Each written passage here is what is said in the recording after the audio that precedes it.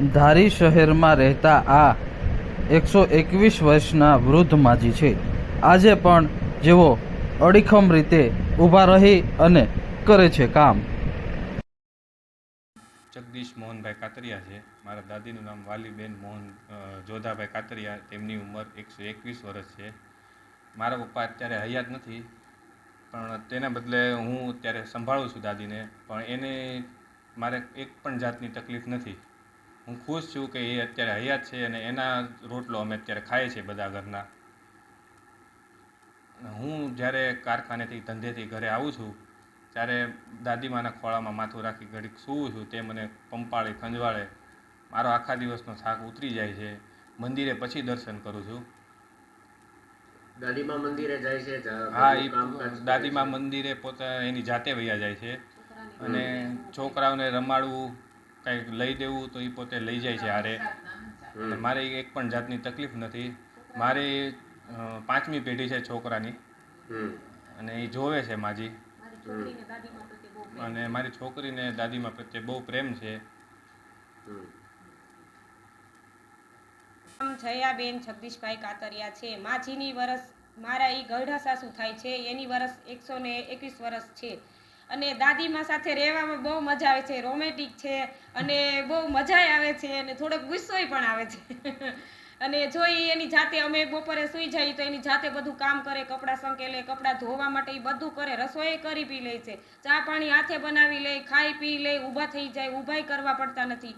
બધી રીતે મંદિરે જઈ આવે ને બધી રીતે એનું બધું એનું તૈયાર જ હોય છે. અને કોઈને પૈસા બાબતથી અમને કોઈ પૈસો એક અડવા ન દે એનો.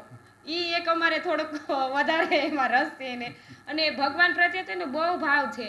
એ સ્વાધ્યાય કરતા હતા, સ્વાધ્યાયના એને બધા શ્લોક આવડે. અમને શીખવાડે છે કે આ બોલાય, દાંતણ કરતી વખતે એવું બોલાય કે મુકુમ કરોતિ વાચાલમ પંગુલમે યતેગીરી યત કૃપા તસમ વંદે પરમાનંદમ માધવ.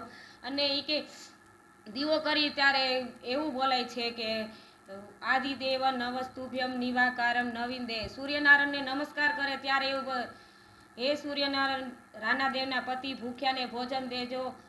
આ પછી એવું બધું શીખવાડે છે. અમે તો થોડું ઘણું શીખીએ છીએ. એવું બધું કંઈ આવડે નહીં અમારે તો. કે બી છોકરાઓ નાના છે, 2 છોકરા છે, એક સાસુ છે, ગઈઢા સાસુ છે, સસરા નથી. સસરા 5 વર્ષ ત્યાં એક્સપાયર થઈ ગયા છે. અને દાદીમાને 2 હારે જ તાવ આવ્યો હતો અને દાદીમા જીવી ગયા. અને સસરાની ઉંમર ઓછી છે તો સસરા એક્સપાયર થઈ ગયા છે.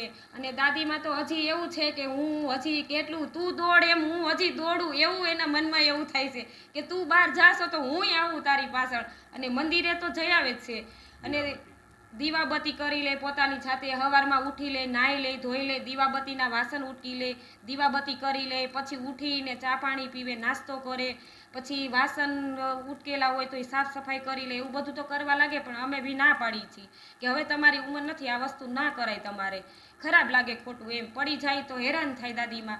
તો એ બી માને તો નહીં, તો બપોર વચ્ચે કામ કરવા મળે કે મારે તો કરવું જ છે. કામ કરતાં કરતાં એ કે ભગવાનનું નામ લેતા જાય. અને ભગવાન ક્યાં એવું કહે છે કે તમે બેઠા બેઠા માળા કરો. ભગવાન તો એવું કહે છે કે કામ કરતા જાય અને ભગવાનનું નામ લેતા જવાય. મુખમાં રામ, હાથમાં કામ, એવું બધું શીખવાડે. પણ અમે થોડું ઘણું શીખીએ છીએ, થોડું ઘણું નથી શીખતા. એવું બધું હાલા રાખે છે અત્યારના સમય પ્રમાણે. એટલે દાદીમાં આમ તો જોઈ તો થોડોક આનંદ થાય છે કે દાદીમાં છે તો બધું અમારે છે. મારા સસરા તો મને બધું એવું બહુ કહેતા હતા કે દાદીમાં છે તો આપણે છીએ એમ. અને એનો રોટલો જ આપણે ખાઈએ છીએ એમ, દાદીમાનો. પણ ક્યારેક એવો ટાઈમ આવે ત્યારે બહુ ગુસ્સો આવી જાય એટલે થોડું ઘણું ઘરમાં ઝઘડા થતા હોય છે. ભાઈ હાલ્યા રાખે, એવું તો રોજનું થયું છે.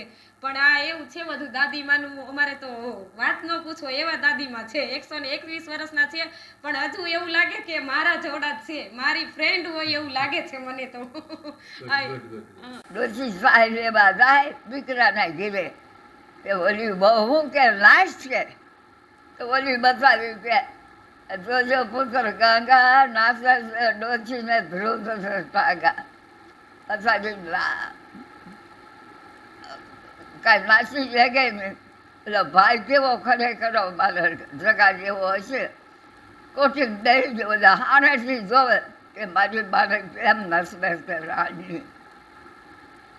એ નથી ને,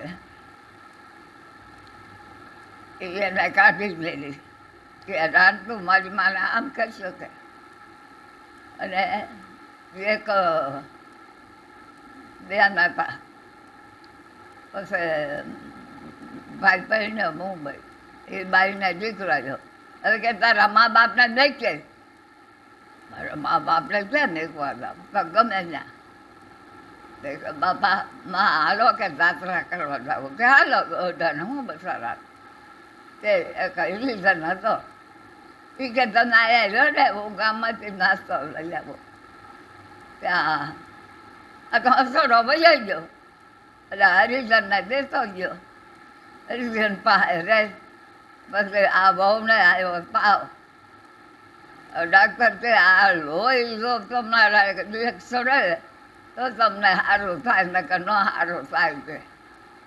કે ગયા